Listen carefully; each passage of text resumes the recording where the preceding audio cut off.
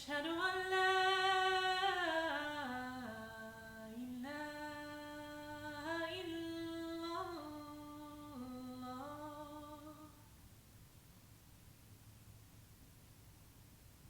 أشهد أن محمدًا رسول الله.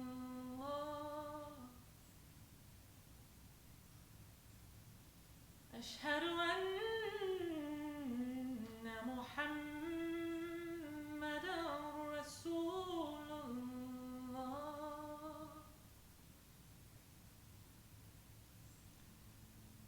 حي على الصلاة.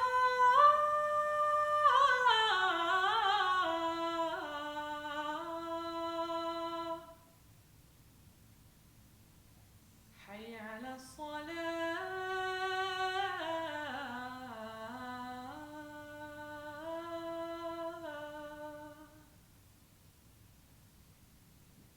حي على الفلاح.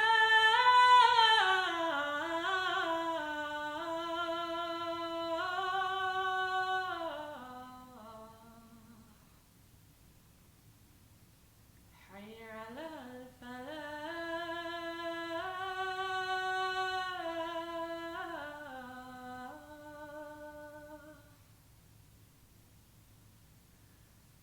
الله أكبر.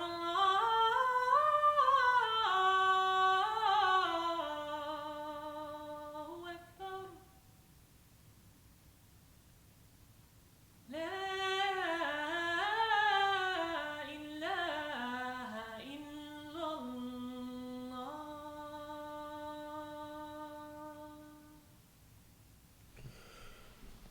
بسم الله الرحمن الرحيم.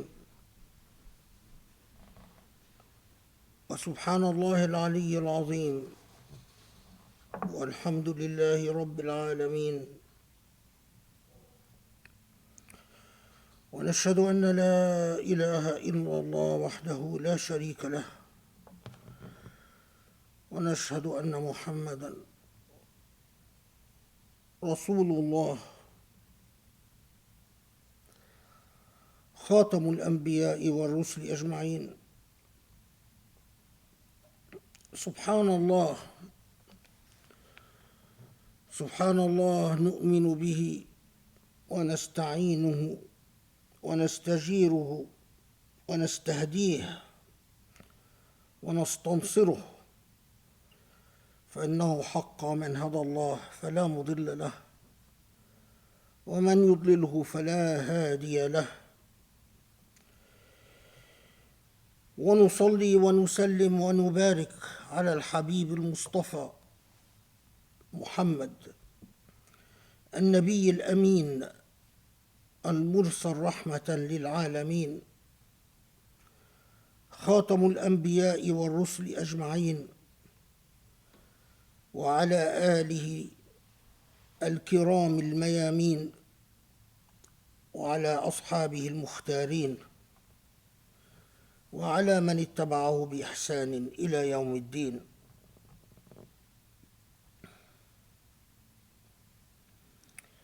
اللهم يا رب، إنا نبتهل إليك وندعوك أن تهدنا يا الله فيمن هديت، وأن تعافنا فيمن عافيت، وأن تتولنا فيمن توليت، وأن تقضي عنا وأن تقنا شر ما قضيت، فإنه يا الله، فإنه سبحانك تقضي ولا يقضى عليك، وإنه يا ربنا لا يذل من واليت ولا يعز من عاديت. تباركت يا ربنا وتعاليت. نستغفرك ربنا ونتوب من كل ذنب، نستغفرك يا ربنا ونتوب إليك، ونؤمن بك ونتوكل عليك، ونشهد أن لا إله إلا أنت، عليك توكلنا وإليك أنبنا، ولله المصير.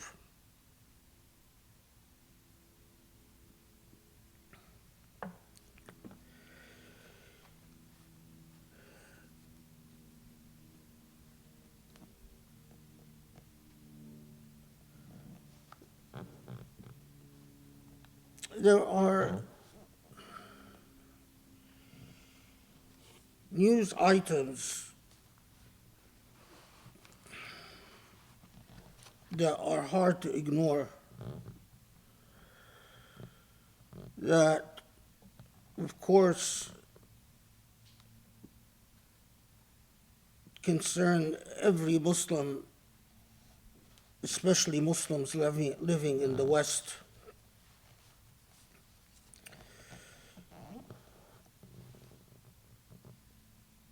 And in some ways, these recent events are connected in a rather unusual way, but nevertheless, there is a connection between them. Very recently, the Supreme Court of the United States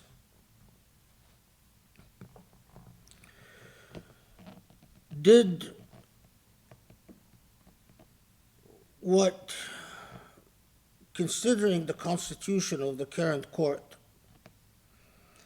considering the ideological bent of the majority of the justices on the court, and considering the trajectory of precedents, or at least not precedents, but the trajectory of the language used in various courts, in various cases, by the Supreme Court in the United States, the decision was not a complete surprise, but it is a decision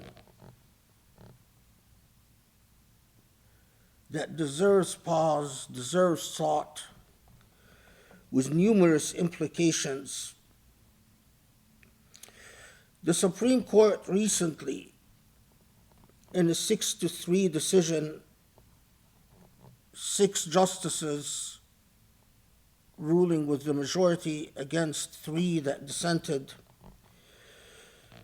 the court ruled that the affirmative action program adopted by private universities like Harvard,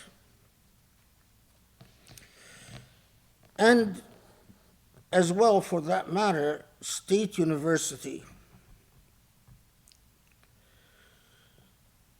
violate the U.S. Constitution.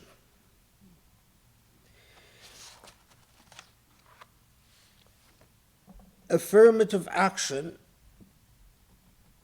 adopted by institutions of learning in which these schools consider race as a factor in their admission decisions. The Supreme Court ruled that these programs violate the Equal Protection Clause of the U.S. Constitution, because, according to this decision, they treat people unequally on the basis of race. And with this decision, affirmative action has become a violation of the U.S. Constitution and unlawful.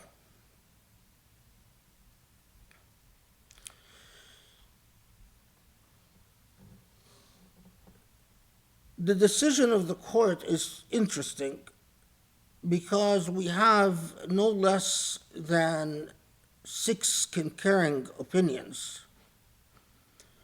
Other than the 3 dissenting opinions, nearly every justice, as far as I can remember, wrote separately,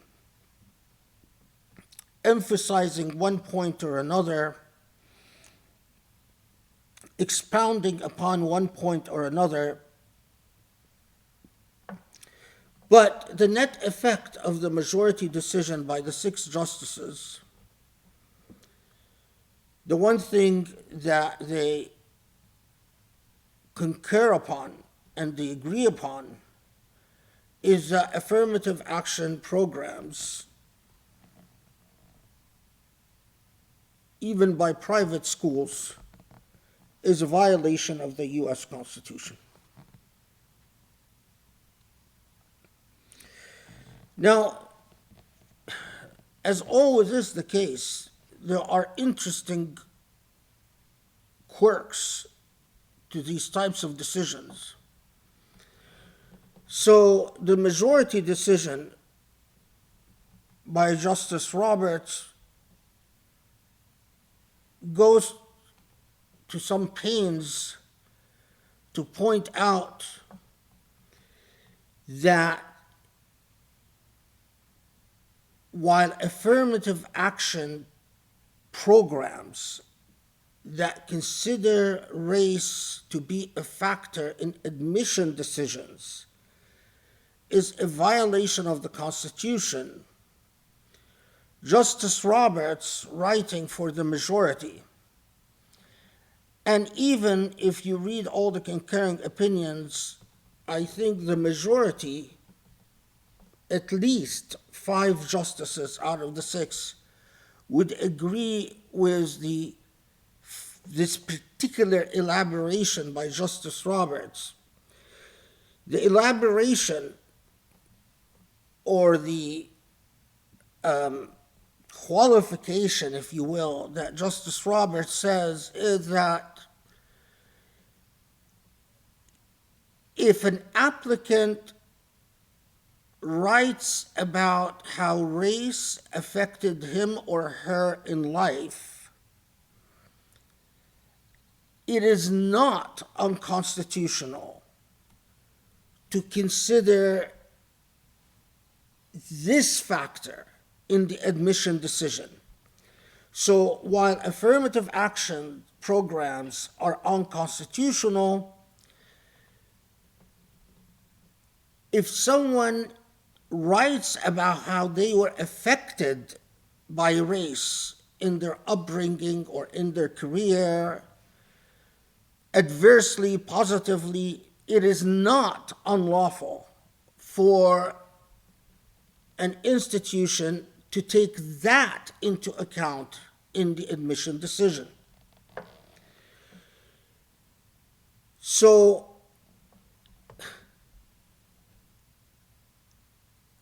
you've told institutions to ask applicants to elaborate whether race affected them in life, to basically present some type of story about race. And those who are able to talk most intelligently or most effectively about how their experience with race, regardless of their own race, whether they're black or white or whatever, but if they're able to address the issue of race and show or argue how race affected them personally, it is still lawful to consider that as part of the admission decision. But one of the most interesting things about this decision, and something that the dissenting opinion goes to great pains to underscore, is while affirmative action was declared to be a violation of the US Constitution, the court, the majority of the justices, go out of their way to recognize an exception Now, it is not clear whether they are recognizing this exception by saying, well, we don't rule on it because it's not a part of this case, or whether they say that it is indeed an exception to the constitutional jurisprudence of the United States. The net effect of these two positions is the same. And that is the exception. The exception I'm talking about is that it continues to be lawful for the military or law enforcement to have affirmative action programs that does pick candidates on the basis of race. So what the Supreme Court said is affirmative action programs are unconstitutional, but our decision has no bearing on the use of affirmative action by the military.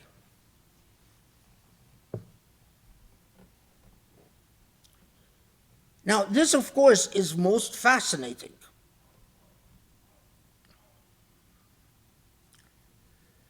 Because the military has a very aggressive affirmative action program.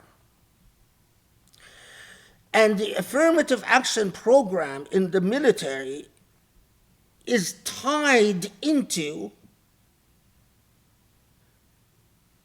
embedded issues of class. The military recruits disproportionately from lower classes, and lower classes, which disproportionately are Black and Hispanic and Latino, the military, by offering various financial incentives, targets these minority populations. And the military has had a long history of that, at least since the Vietnam War, where it disproportionately recruits in Black populations, in Hispanic and Latino populations, which also means that when it comes to casualties of war, like prison, you will find that Blacks suffer in prison disproportionately. Blacks and other minorities also suffer in war disproportionately. When you look at casualty lists, proportional to their numbers in the population, the numbers of minorities killed at war or suffering from PTSD at war is highly disproportionate to the population. Why is it disproportionate? Because the military has affirmative action programs that explicitly target the category of race. Interestingly, the military does not have affirmative action programs when it comes to promoting officers. So while officers in the military, high-ranking positions, are generally predominantly white,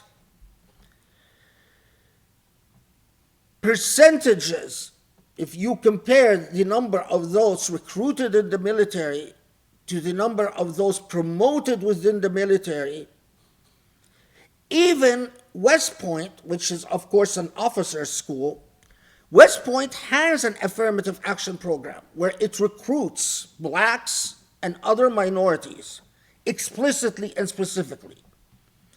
But disproportionately, even among those who graduated from West Point, whites are far more likely to be promoted up the ranks than other minorities.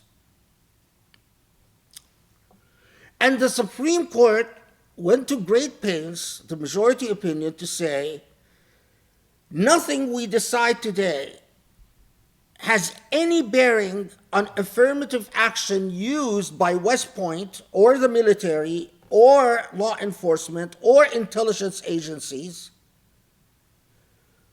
Apparently, that doesn't violate the Equal Protection Clause. When it comes to recruiting minorities to serve in the military and die in the military, purportedly for defending the U.S. Constitution is not bothered by that. But the U.S. Constitution is bothered if Harvard Law School creates an affirmative action program that, as part of its diversity objectives, admits, or one of the key factors considered in admission is a person's race.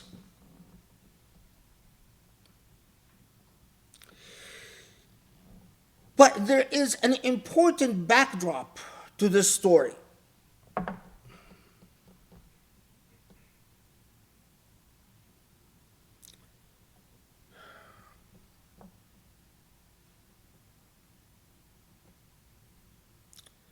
With the birth of human rights, now, initially, human rights were indistinguishable from what used to be a far more common verbiage and language, and that is the language of natural rights. It was in the 17th, 16th century, 17th, 18th century, far more common to speak of natural rights than human rights. And there was no meaningful distinction between natural rights and human rights. In the mind of the West, they were one and the same. But the reality is that the philosophy of rights, whatever you want to call them, found it perfectly consistent and perfectly rational to discriminate between the rights enjoyed by white people as opposed to the denial of rights of colored people of various cultures and various ethnicities and various backgrounds.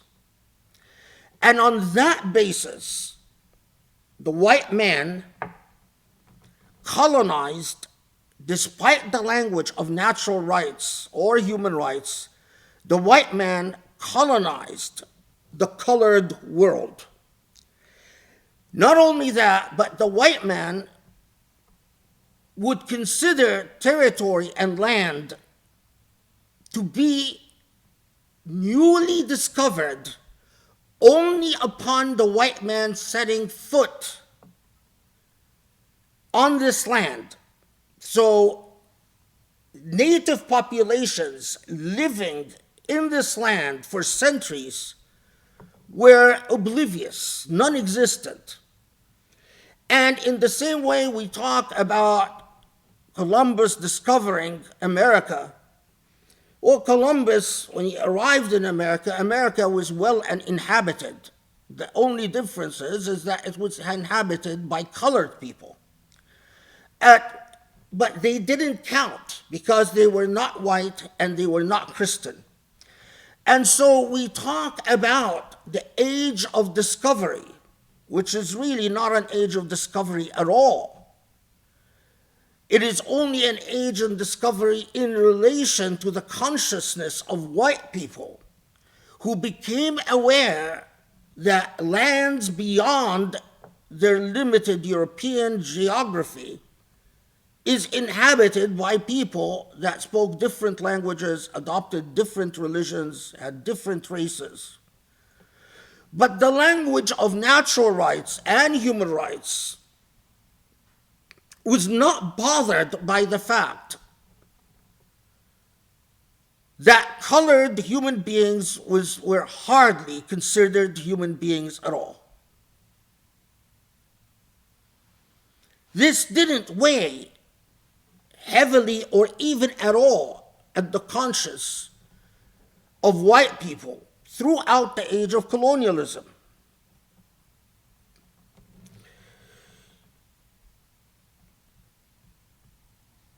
With the formal end of colonialism and the wake of World War II, right after World War II, there is a drive. The reasons for it are complicated and it would take us a long time, so we'll have to just skip forward. But there was a drive to try to deal with the moral discrepancies that plague the field of natural rights and human rights all along. The attempt was to universalize and internationalize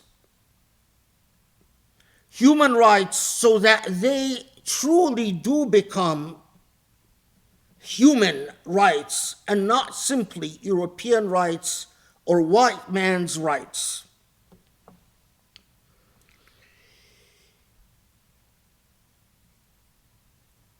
And part of that effort was something that we all are familiar with, the United Nations. The United Nations adopts the Universal Declaration of Human Rights in 1948. The United Nations adopts the Covenant on Civil and Political Rights. The United Nations creates the Human Rights Council. The United Nations creates the position of the Human Rights Commissioner. The United Nations creates the positions of these rapporteurs or reporters on human rights in various fields and areas of human rights. But one of the critical issues confronting the field of human rights generally, and also the field of civil rights, to put quite bluntly and simply, is what to do about the past.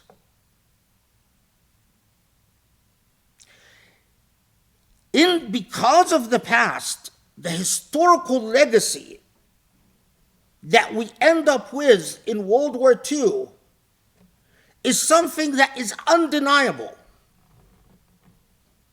The developed world is largely white. The developed world is also Christian. Those who carry the most weight and influence when it comes to discourses on human rights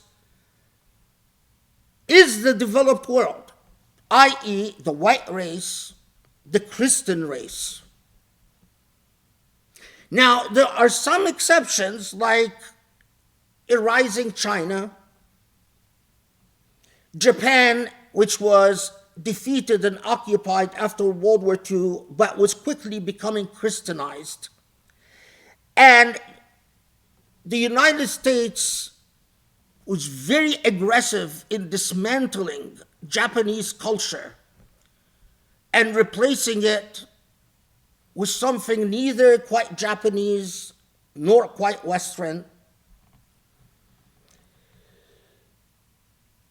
There were internal discord and tension with Russia that was white and Christian, but doesn't belong to the Catholic Church and is not Protestant. But the common thing, the key thing, is as to the quote-unquote undeveloped world or underdeveloped world, this world at large, the people that constitute the majority of human beings on earth, the consumers of the world, the client states of the colonial states, the dark-skinned people that continue to be disempowered, marginal economically, marginal technologically, marginal politically, what to do about the deep embedded hypocrisies in the doctrines of human rights and natural rights. We are talking about rights to human beings at large, but the reality is everyone knows there was never equality. There was never equal dignity. There were never equal rights.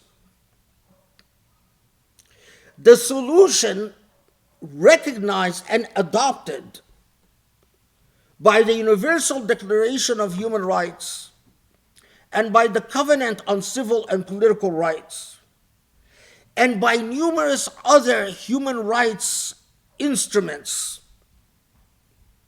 was what were known as the Special Procedures Doctrine. And the rationale behind the Special Procedures Doctrines was quite simple. Because there is a long history of colonialism, because non-white races were oppressed for centuries and exploited for centuries, because blacks were enslaved for centuries, the way the world of human rights is going to make up for that is that human rights regimes are to adopt special procedures to compensate for historical injustices. So till this very day, very few Americans know that the Human Rights Council of the United Nations regularly cites the US by telling the United States, you have failed in compensating for historical injustices against minorities because you have failed to take special procedures to address these historical injustices. You can't expect people who have been oppressed for centuries to suddenly become your equal, economically, politically, when in fact you've been exploiting them for centuries and you continue to exploit them because they are far removed from the annals of power and privilege.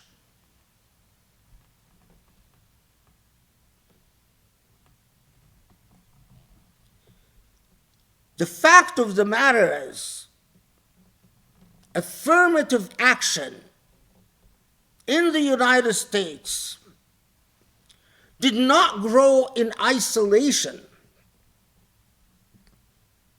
It grew out of an international discourse about what to do with human rights moving forward.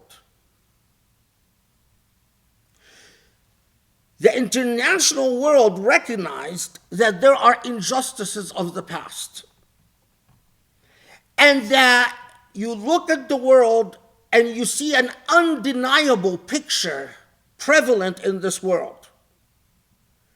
White Christians control everything. When it comes to currency, white Christians are in control. When it comes to technology, white Christians are in control. When it comes to publications, white Christians are in control. When it comes to the dissemination of information, white Christians are in control. White Christians are in control of everything. That posed and continues to pose a serious challenge to the coherence and credibility of human rights, period.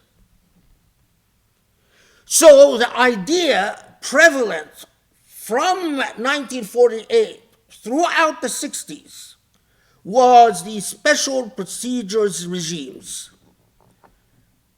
You can't expect historical injustices to self-correct. The oppressors of yesterday must adopt special procedures to bring fairness to the game, to make equality not just procedural but substantive.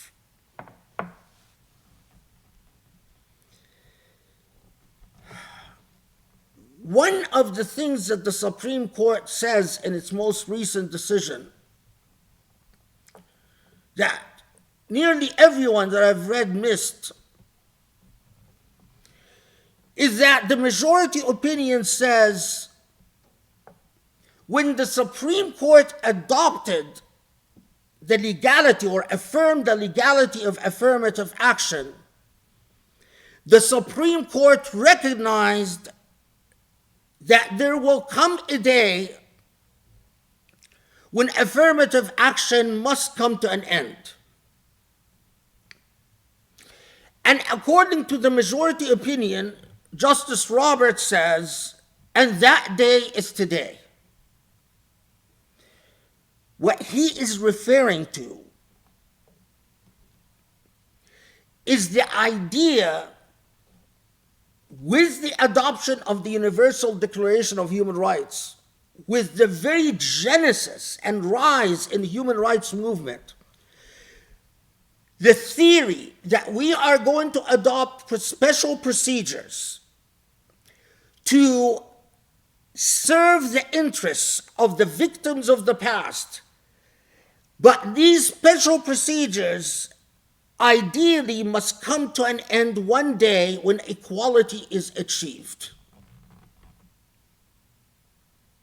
And one of the most remarkable things about this decision, although the Supreme Court doesn't say it explicitly, but most definitely it intimates and hints, that we are living in a post-racial society. Meaning what?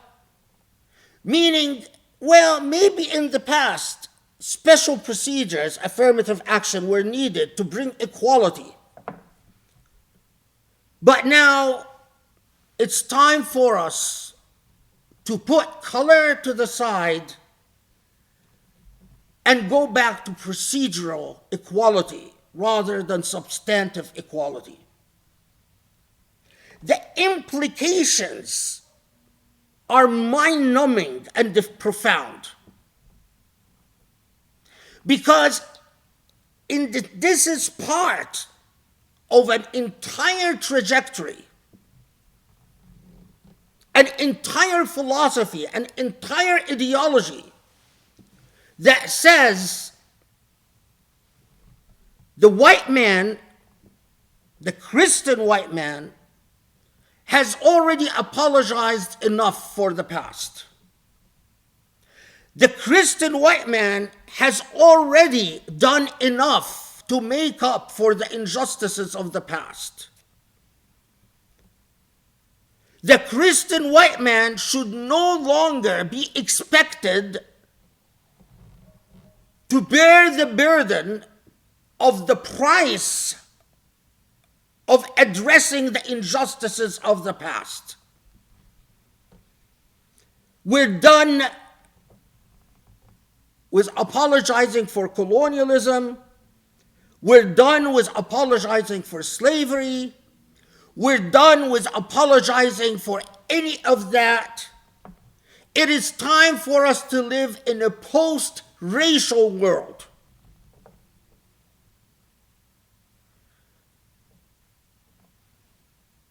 So what the Supreme Court has done, and the entire language of the majority reads like this, is that we are not breaking with precedent. Courts are supposed to be about the rule of law. And the rule of law is to follow your legal precedent. But the Supreme Court is saying we are not breaking with precedent. It was recognized from the very beginning of affirmative action that the day would come where affirmative action has to end. And all we are doing as the Supreme Court today is saying this day is today. We no longer need what in international law is called special measures or special procedures to address the injustices of the past. The other major incident, which has undeniable connections, are the riots in France. Yet again, a young Algerian Moroccan is shot and killed by French police. In 2017, what no one talks about, what everyone acknowledges, is that in 2017, the law in France changed to allow French police to use their firearms if their orders are not obeyed, to shoot to kill if someone attempts to run away. What no one talks about is that leading up to 2017, both American police force and French police force have been regularly and consistently trained by Israeli ex-officers or even current officers. And what Israeli training does is the militarization of police, both in the United States and in France. And what Israeli training does is to teach police how to understand the Arab mind, the Muslim mind. Israeli training is grossly Islamophobic. And so the change in the law in 2017 was not an accident. And French, since the change in the law of 2017, police violence against Arabs and Muslims has exploded. Last year, some 17 shootings and killings. But other than the shootings and killings, everyone knows any Arab or Muslim or black person who has gone to France, who has gone to the ghetto areas where Arabs and Muslims live, has stories to tell about how the police stopped them, searched them, mistreated them, insulted them. It is so pervasive and so common that there are droves of scholarship by anthropologists and sociologists published about the abuses by French police against Arabs, Muslims, and Africans. The irony is, even after the most recent killing, French police come out and said, we are not racist. We just have isolated incidents. That ignores droves of scholarship and ignores the experience, the common experience of anyone who is unlucky enough to look Middle Eastern or to have dark skin, that has traveled in the areas of Paris where police have a carte blanche to do whatever they want. But what is it about France and Muslims in race. France, like many European countries, insist that we live in a post-racial war, a post-racial age. The mythology is, if by law we don't recognize racial discrimination, if we don't call out institutional racism, somehow magically equality will exist. We have nothing to apologize for in terms of our colonial past. We've killed 5 million Algerians, okay, but no apology is necessary, leave alone any form of reparations. We will ignore the clear racial impact of French policies in Africa till today. France controls the economies of about half of Africa and is the master in about half of the political decisions made in Africa. We will ignore that. We will ignore the real racism in the way we treat Africa like our backyard. But moreover, no special measures, no affirmative action, not even special processes are necessary to recognize ongoing racism against Arabs and Muslims and Africans in France, because we live in a post-racial state where special measures are a thing of the past.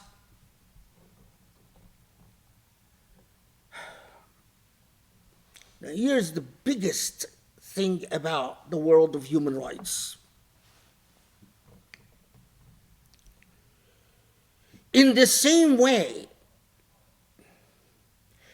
that Europe kept its conscience placated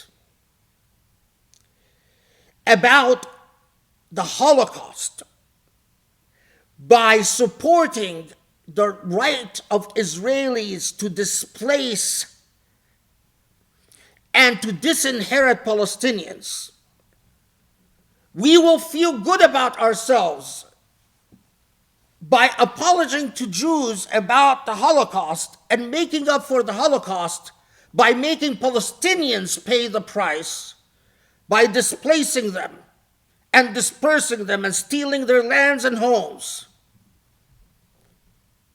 The way human rights works today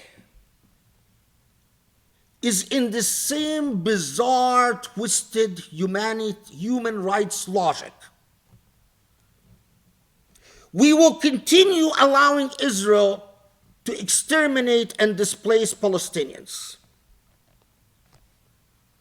We will ignore the genocide being committed by Indians against Indian Muslims and the genocide against Kashmiris.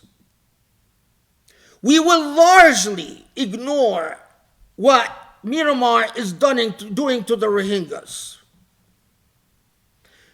We will ignore largely, for the most part, what China is doing to the Uyghurs. But most important of all, we will ignore our own human rights abuses against the slaves of the past. And in the case of Europe, the slaves of the past were not just Africans from sub-Saharan Africa, but was all the colonized populations that France controlled and dominated and destroyed, their cultures, their languages, their religions. We will pretend that we are beyond race. Now, what is the proof that we still believe in human rights? Well,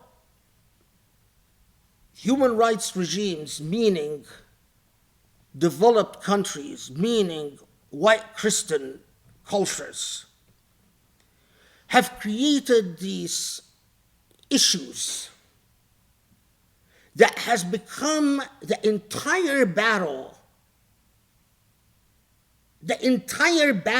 around human rights. Issues of capital punishment. Can you execute a person or not?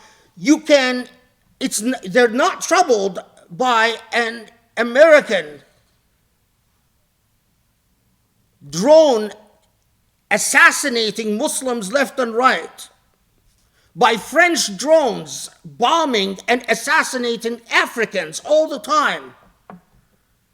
But the issue is whether the state can execute someone not for terrorism but for crimes.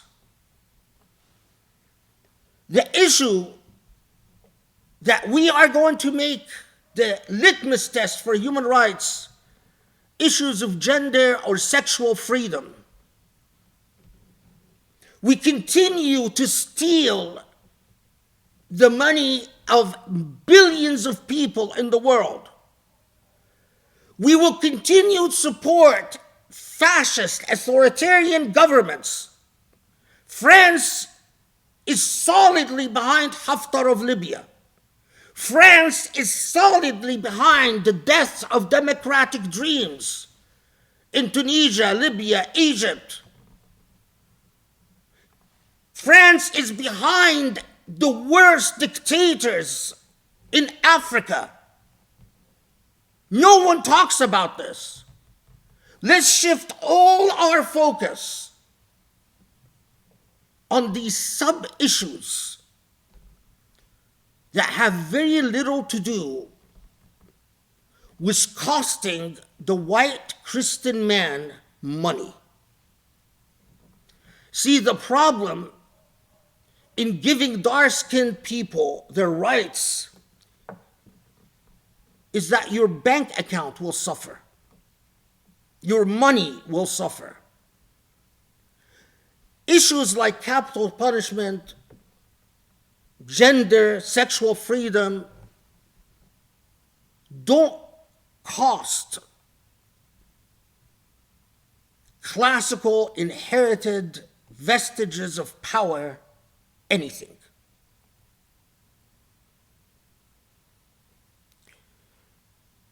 So the Supreme Court tells us we are in a post-racial world. And France pretends we are in a post-racial world. And all the families that have their children taken, Muslim families that have their children taken away from them by CPS and given to non-Muslim families, and all the Muslim families in Sweden and Denmark and Switzerland that had their parental rights terminated, every time they've gone to court, including the European Court of Human Rights, they've been told, this is not an issue of race. When it comes to you, there is no issue of race.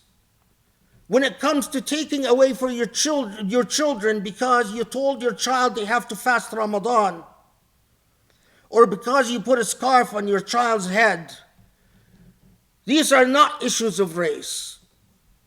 Think post-racially to be civilized and advanced. If you're worried about the human rights of Muslims who were abducted, disappeared and tortured and sent to live in detention in Guantanamo without charges for ages, if you're worried about the rights of these Muslims when after no charges were ever leveled against them, today these Muslims still exist in limbo. The United States, after holding Muslims for a decade or two, Where does the United States do with them? The United States has never brought charges against them and will not bring charges against them. The United States pays countries like Kazakhstan to take these Muslims, sends these Muslims to countries like the United Arab Emirates. And what does the United Arab Emirates do with the former Guantanamo detainees sent to it by the United States? It keeps them in detention and incommunicado indefinitely. What does Kazakhstan do? It mistreats the detainees to the point that human rights reports that track down the fate of these Guantanamo releasees are truly shocking.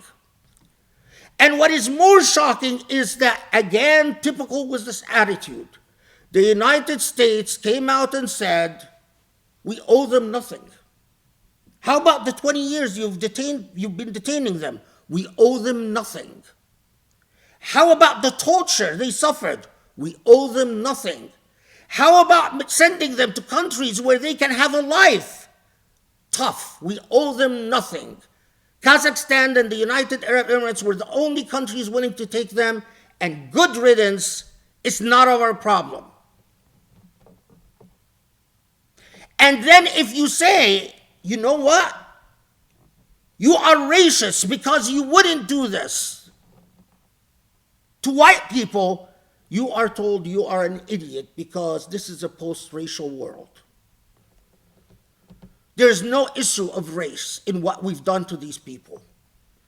And if you as a Muslim say, hey,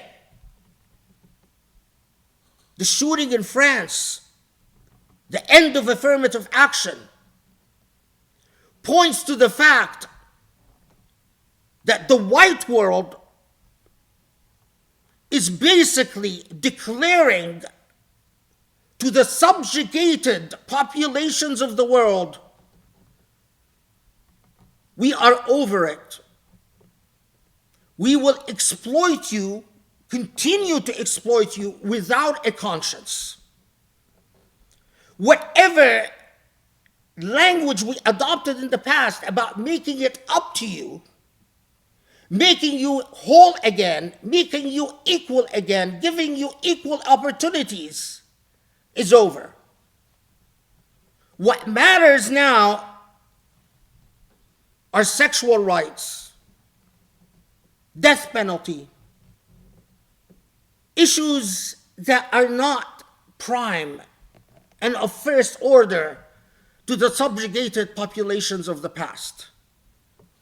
Because you are subjugated today, the difference is we are not. That brief moment after World War II, where we were willing to openly admit it and confess it and talk about remedies, is over.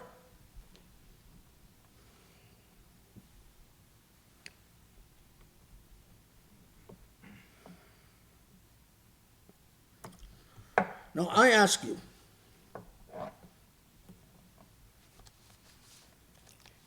do Muslims have this understanding?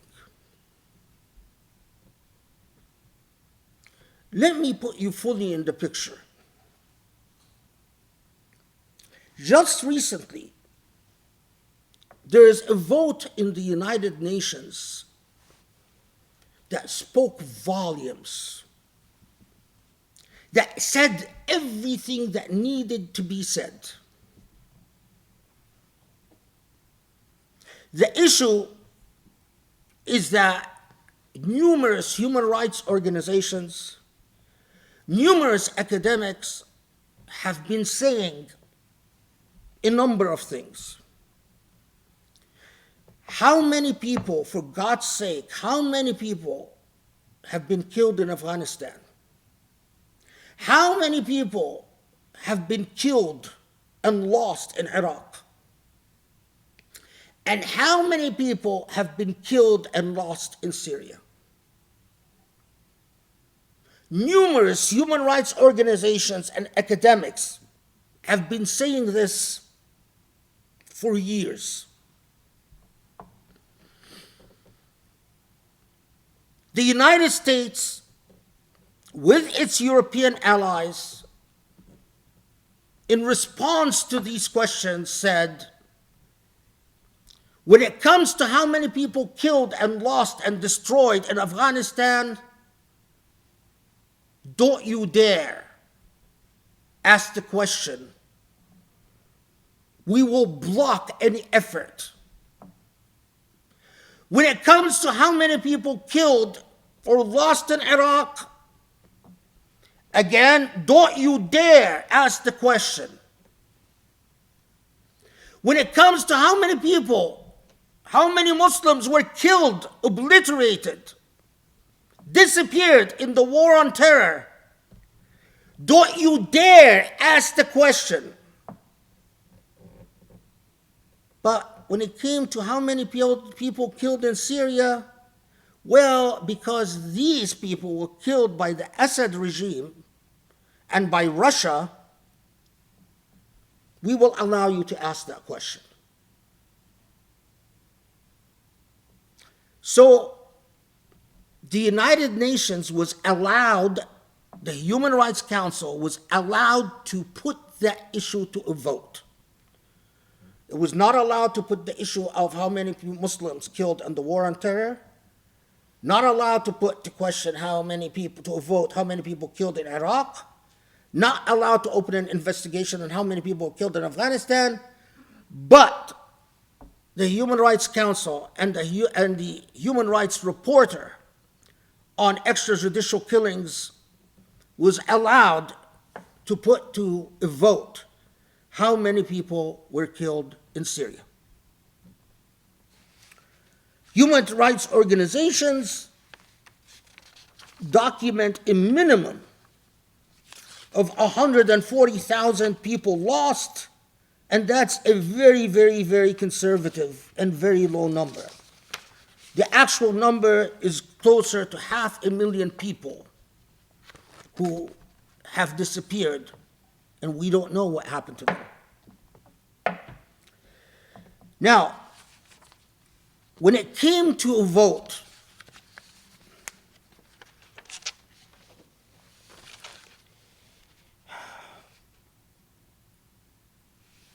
the measure passed, allowing the United Nations to investigate the whereabouts of lost Syrians and the numbers of murdered Syrians.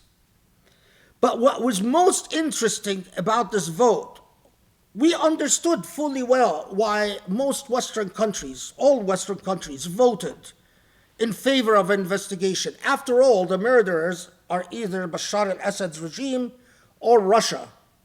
And so it's not like Iraq and Afghanistan, where these countries themselves are the murderers. But they voted for the measure.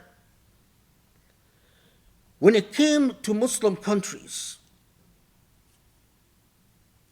the majority of Muslim countries, the overwhelming majority of Muslim countries, either voted against the measure or abstained for voting. Now, pause here. What these Muslim countries are saying in failing to vote in support of the measure is, we trust the murderer to investigate his own crime. We trust the Syrian regime to be the sole and exclusive investigator of the genocide that took place in Syria. We don't want the United Nations to investigate what happened to the Syrian people, who were killed in among the Syrian people, who was destroyed or tortured or murdered or disappeared. Of course, United Arab Emirates voted against the measure. As you would expect, countries like Egypt abstained from supporting the measure.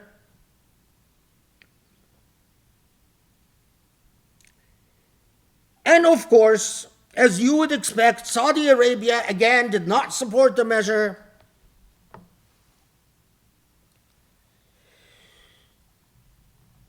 So we are in this historical moment where colonial powers are saying human rights offenses committed against you people, especially Muslims, forget it. We are not going to talk about it. We are not going to deal with it. We are not going to admit the legacy of racism in dealing with you. Because when it comes to us, we are tired of that short period in which we were willing to make any concessions to turning the gaze inwards. But what greatly aids the attitude is that whereupon they look at Muslims and they find that Muslims themselves have thoroughly internalized the outlook of the colonizer.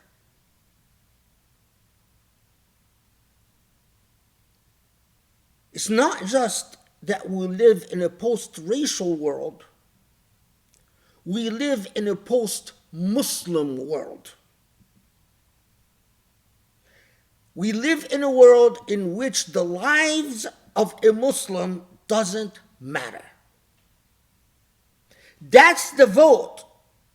When Muslims supported the genocide against the Uyghurs by China, that's what they were saying.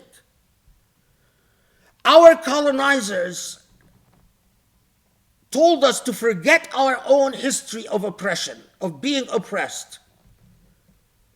And we are thoroughly brainwashed by our colonizers, so we will not even recognize the history of our own oppression.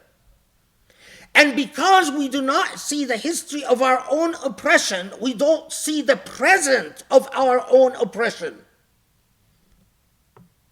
We choose to be blind. We choose to support the colonizer's message that a Muslim doesn't have the right to choose dignity or life or democracy or freedom or liberty. Human beings have the right to choose their gender, choose their sexual preference, but Muslims don't even have the right to choose freedom. And Muslims, as brainwashed, colonized people, go along and say, Amen. Yes, ma'am. Yes, sir. We are. How many Muslims do you know that have a full realization of this reality?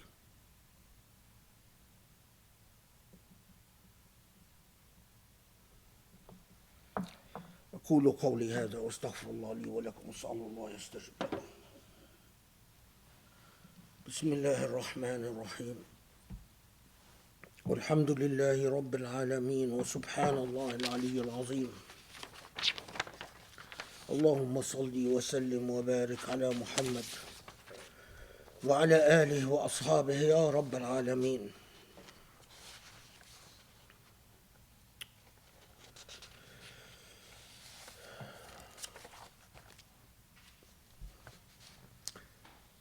One of our friends went to visit Palestine.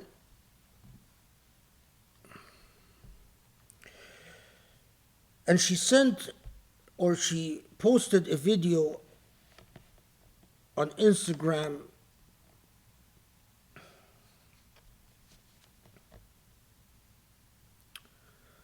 of Al-Masjid Al-Ibrahimi in Khalil.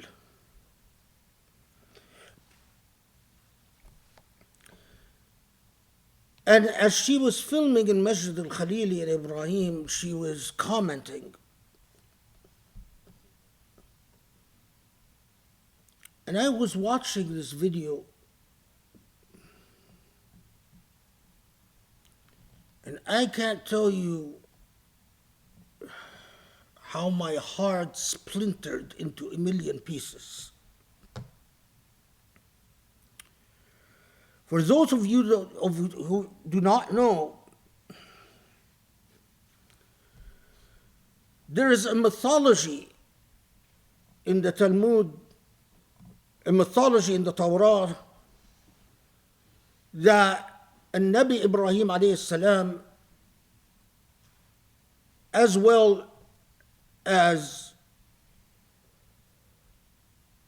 Joseph alayhi salam,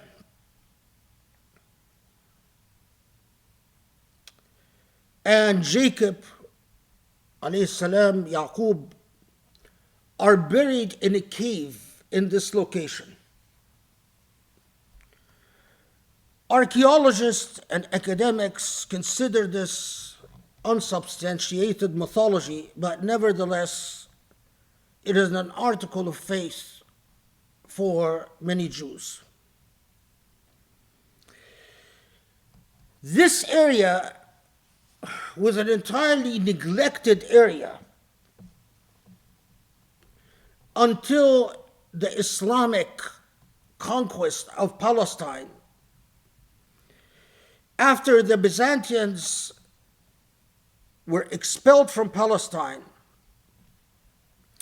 Muslims built a mosque in this area to honor the Prophet Ibrahim, the Prophet Joseph, the Prophet Ishaq, and Yaqub alayhim salam ajma'in. And they left the access to the caves as they are open, with a long history, as all holy sites, long history during the hundreds of years. Of course, Khalil is part of the West Bank, and so it was occupied in 1967, and per international law, Al-Khalil and Al-Masjid Ibrahimi, like the Aqsa Mosque, are all occupied territory. And in international law, there is no right to conquest. You cannot gain rights by conquest. That's what international law has said repeatedly. Nevertheless, Israel and the United States and all the supporters of Israel care very little about international law when it comes to Israel. International law apparently exists for all other countries in the world, but Israel is a constant standing exception. So, after 1967, when Israel conquered this territory, it started making claims, laying claims to Al-Masjid Ibrahimi. Not just the caves under the mosque, where according to Torah is the grave of Ibrahim, etc., but to the entire mosque built by Muslims. Make a long story short, a long history of attacks by Jewish settlers, which including things like poisoning the water that Muslims use for wudu, including beatings of Muslim worshippers, including shooting bullets at Muslim worshippers. This all leads to a major massacre committed by Baruch Goldstein in 1994, when he walks past Israeli security, armed to the teeth with machine guns, and proceeds to mow down Muslim worshippers, killing 30 and injuring 140. And according to Palestinian witnesses, Israeli security did not intervene to protect the Palestinian worshippers. And Baruch Goldstein continued, who is an American citizen, by the way, continued to slaughter Muslims until Muslims themselves overcame him and killed him. Israeli security closed the doors, not just didn't intervene, but they actually locked the doors to prevent Muslim worshippers from escaping. The purpose of the massacre became obvious when 4 months after the massacre, Israel appointed a commission to investigate the criminal incident. And the commission report was fascinating. First, it condemned the massacre, typical of colonialism and colonial hypocrisy. First, it condemned the massacre, but it said that Israeli authorities were not at all at fault. The report nearly sounds like it is blaming the Palestinian victims.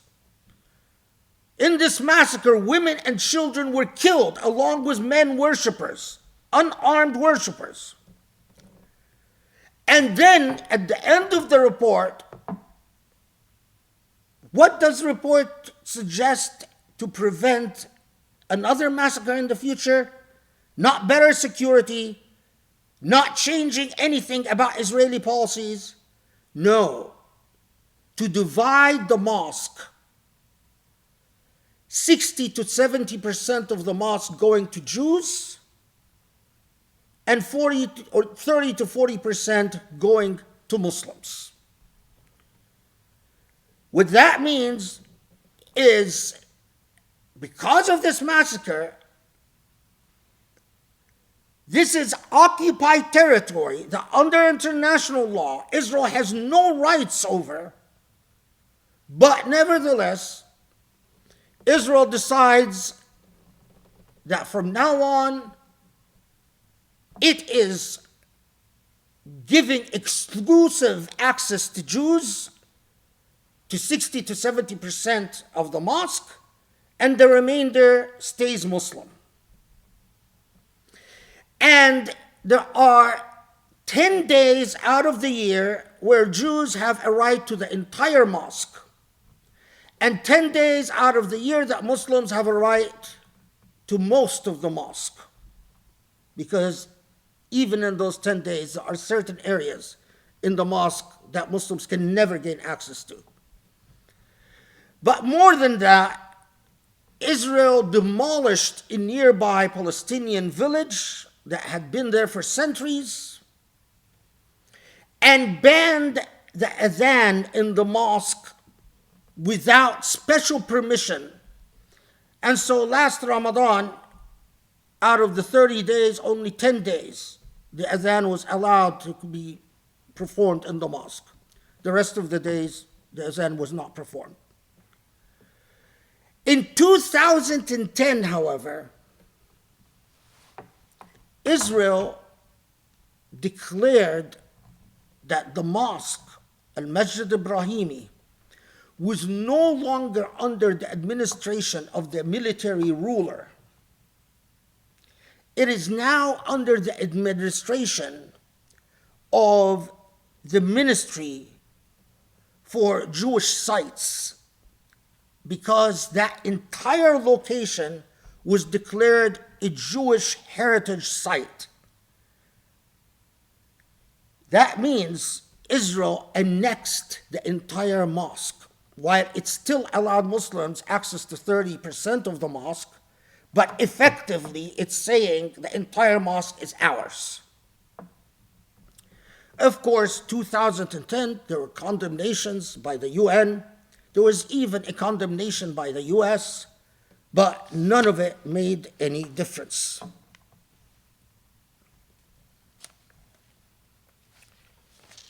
I watched that video where this site that has been an essential part of Islamic history for centuries is now largely a Jewish site, and where the condemnations in 2010 are as hypocritical as anything produced by the UN vis-a-vis Israel in the entire modern period. I read this, of course, along with the recent declarations by Israel of its extremely aggressive plan to build new settlements, 24,000 new settlements or units in the West Bank, to annex more Palestinian lands, to authorize the building of 13,000 new housing units, etc., the usual.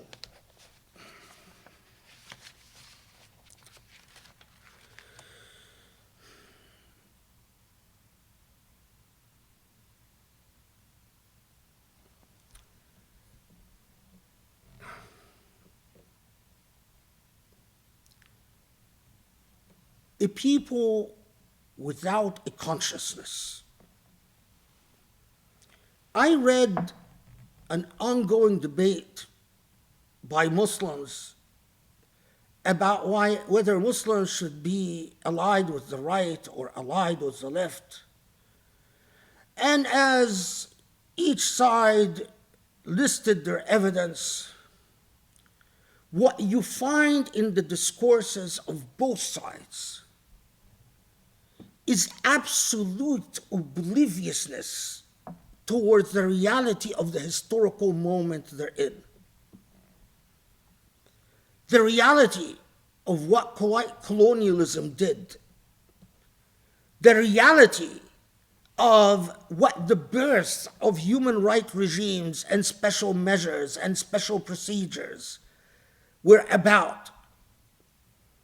Complete obliviousness about what the implications of saying we live in a post-racial world are, or the new trends that draw attention away from any historical responsibility for the atrocities committed against indigenous populations, and replacing that with greater sexual rights given to white people and as a necessary cost to people at large. To the fact that since 2010, Al-Majd al-Ibrahimi has been completely absent from Muslim discourses. Do your own research. See how many Muslims have talked about Al-Majd al-Ibrahimi after Israel basically stole the entire historical site.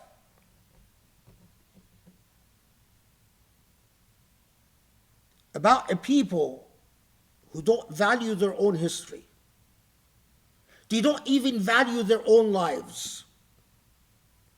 When they see their fellow Muslims vote to say hundreds of thousands of Syrians disappeared, doesn't matter. We don't want to know what happened to them. And what do these Muslims continue talking about are the nonsense topics they continue talking about. A people who are oblivious to their history, oblivious to their identity, oblivious to their dignity, oblivious to their worth. What do you do with such a people? Do you see why the enemies of Islam and the enemies of Muslims are so jubilant? They watch the debates and discourses of current Muslims in the West and know that we are a joke. We are a huge, sad, tragic joke. اللهم اعف عنا اللهم اغفر لنا اللهم ارحمنا يا أرحم الراحمين اللهم اهدنا لأقرب من هذا رشدا يا رب. Allah forgive our sins. Allah grant us the wisdom to understand, to remember, to protest, to object, to stand up for our dignity and the dignity of those who are truly oppressed in the land, in the world, to actually be the bearers of the torch of justice in true substance, not in superficial form. Allah grant us the strength to be true Muslims, true bearers of light. وصلي وسلم وبارك على محمد وآله وأصحابه ومن تبعه بإحسان إلى يوم الدين وأقم الصلاة.